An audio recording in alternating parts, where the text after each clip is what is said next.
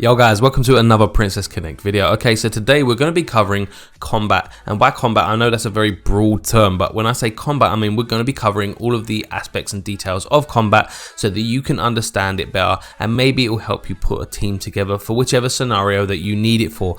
Say you need a team for arena, you don't understand why the team you're putting together isn't really meshing that well, isn't doing better even though your team seems to be stronger than the people you're fighting. Or maybe you need a team to clear a specific stage in the main story. We're going to go over the mechanics and details of combat and aspects of combat that you maybe did not know, and that will probably or hopefully help you out in the future. So let's jump straight into it. We're going to talk about specifically right now, first off, to begin with, the damage types and what they do. Okay, so we're going to start off here with Makoto. There are two damage types. If you were not aware, you probably were because it's obvious and it tells you at the beginning of the game.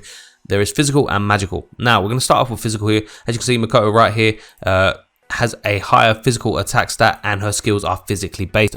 Duh.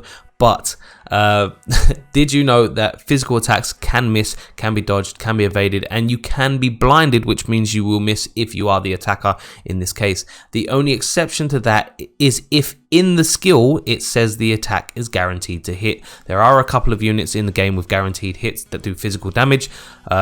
Unfortunately, and I do apologize for my lack of experience here, I haven't been playing the game as long as some of these other YouTubers, but I have put a lot of time into research, reading, listening, speaking to people over the last couple of days, so much so that I'm a little bit behind in where other people are in the game so far. So I kind of need to grind my butt off, maybe do some refreshes today. Anyway, so physical damage can be dodged, can miss, can be evaded. You can be blinded, which means it will miss unless it is guaranteed. I'm going to go over to stats right here, and as just to show you here, there is a dodge stat. So yes, just keep that in mind when building a team, especially for arena. Physical attacks can miss.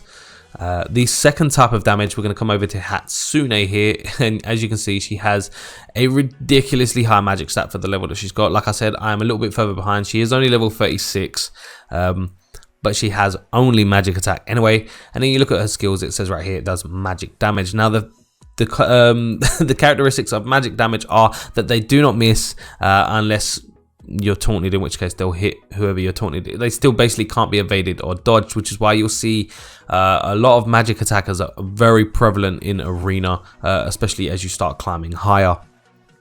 However, there are two damage types that need to be added to this, and the first one is damage over time. Now, damage over time includes poisons, burns, and things of that nature. So if we come over here to Eriko, who has a poison mechanic, the skill itself is dictated by the physical mechanics. However, the damage over time applied afterwards ignores defense, so it's technically counted as true damage.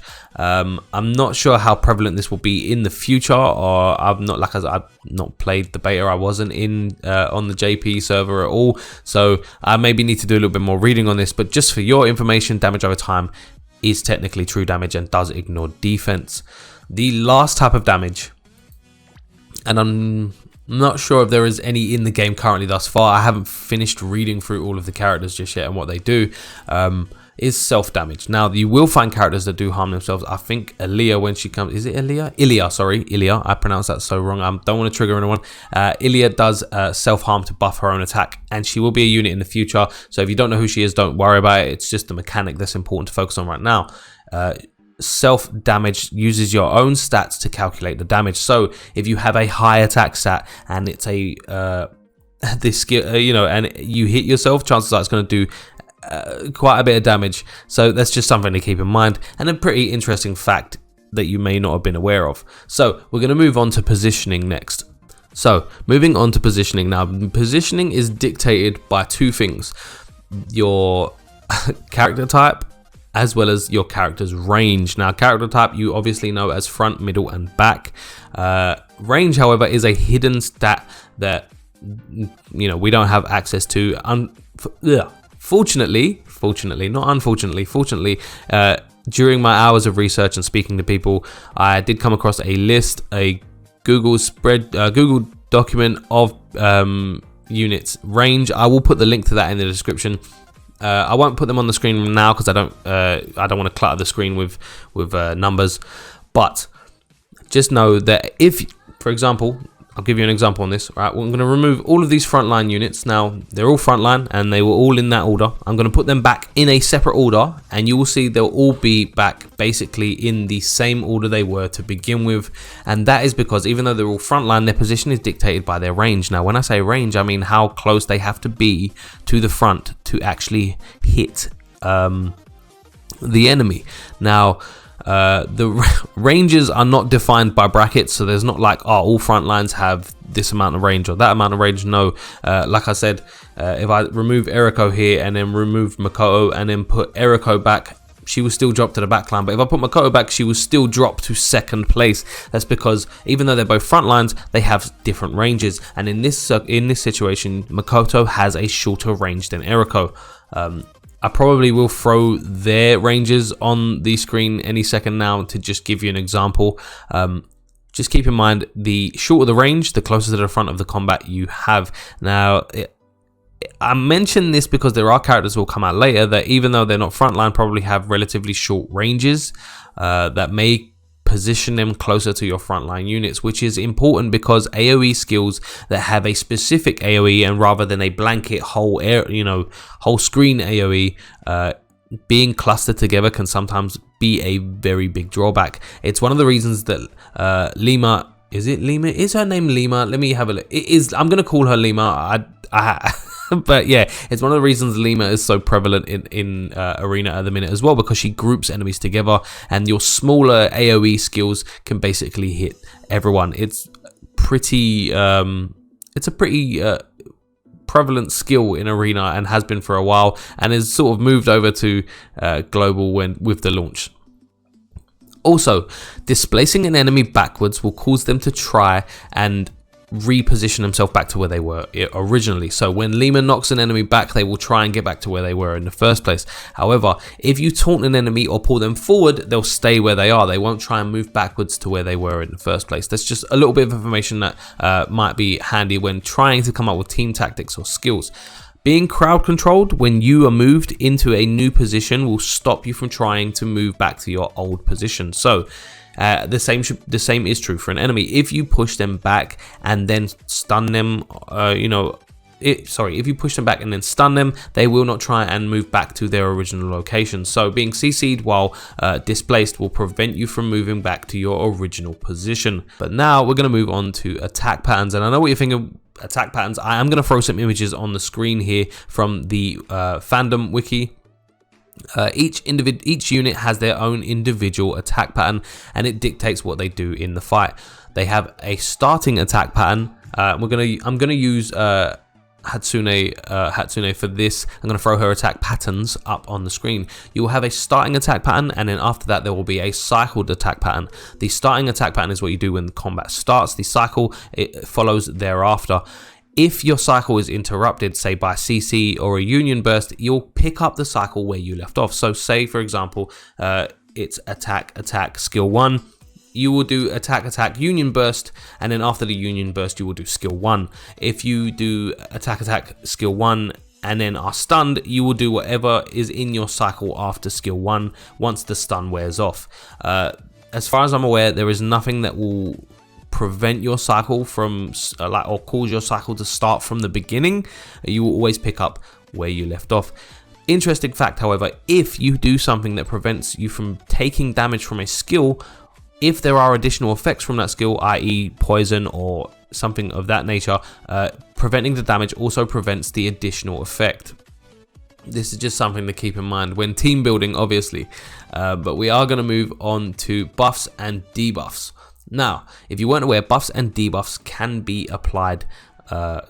You guys are all watching this. I'm gonna actually run some gameplay in the background because you don't. I'm gonna let it auto as well. Whether I fail or win is neither here nor there. But I'm just gonna let the gameplay so you guys got something to sort of watch. So buffs and debuffs stack. The only buffs and debuffs that do not stack are either action or movement speed buffs. So Kokoro, I can't pronounce her name. Is it Kokoro? Kokoro. who buffs attack speed. That if you find someone else that buffs attack speed, it does not stack.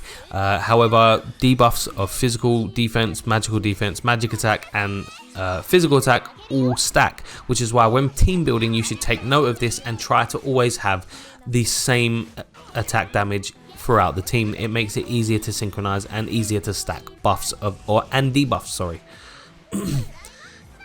Final fact on that, or not final fact, actually there's 2 more facts. 1, barriers of the same kind do not stack. That's one thing I do need to cover. So if you have 2 barriers if you have a barrier on that resists magic attack and you apply a second one, it doesn't stack. The second one will just replace the first one. So that's just something to keep in mind there. Barriers don't stack if they're the same kind. And finally, stats cannot be dropped below 0. So if you are stacking, say, physical defense debuffs, if you have like an overbuff to the point where you're buffed excessively and it would have taken their defense stat into the negative, it will just stop at 0. So maybe you can take that extra debuff and replace it with a buff for your team. Again, this is all important information just to keep in mind when team building. Speaking of skills, however, we're going to talk about 2 separate skills here, and AoE skills. Now, AoE skills will hit dependent of their affected area. Now, I know that sounds like a redundant statement to make, but what I'm saying is, if you take Shiori, for example, she has an AoE, but a very small allocated area AoE. It will only hit the people within that range, which is why grouping enemies is, like I said previously, quite prevalent and strong in Arena currently, because it's not defined by how, like, you can only hit 2 enemies within that range. Whatever enemies and however many enemies are in that range will be hit by an AoE. So manipulating positions is quite an important factor in combat.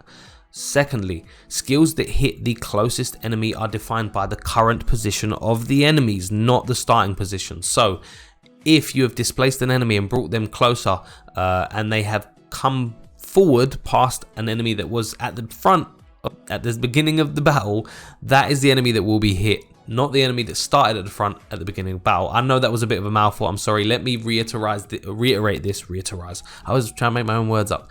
Let me reiterate this. If you start combat and you taunt an enemy and it moves forward in front of another enemy, if you use a skill that will hit the closest enemy to you, it will hit whoever is closest to you, not whoever started out the battle that was closest to you. I hope that makes sense. And I know it seems like something that you wouldn't really need to tell people, but it's just something that I feel may be asked in the future. Like, is it starting position or is it current position? No, it's current position. So whoever's closest to you is who's going to get hit. And that is basically, I think that's how it should be, to be fair. And finally, I know this has been a mouthful, this has been a lot. Finally, let's talk about TP. Right, TP, I need to go back to the menu for that. And I'm going to show you. TP is gained. And if you don't know what TP is that little blue bar that fills up unless you use your Union Burst. TP bars are basically represented. The total measurement in a TP bar is 1000. It fills up whenever you hit an enemy, take damage. Sorry, not whenever you hit, whenever you damage an enemy, because if you hit an enemy and do no damage, you don't gain TP. So it's whenever you damage an enemy, whenever you take damage, and is also dictated by your TP regen, which is right here. Wrong unit to pick on that one. I know we're gonna okay, TP regen, there we go. Now Tamaki is a great example of this, actually. She has amazing TP regen, but also if you come over to her skills here, you'll see reduces the TP of an enemy with the highest magical attack power by a small amount, while also recovering your own TP by a small amount. Okay, so now we can safely say that TP bars are dictated by your TP regen, damage, dealing damage to an enemy, receiving damage from an enemy, as well as skills, buffs, and boosts. They are equal to 1000 once they're full. Once they're full, you use your Union Burst. I will say this, a little bit of information that may be undersold here is never undervalue the importance of sometimes manually casting your Union Bursts.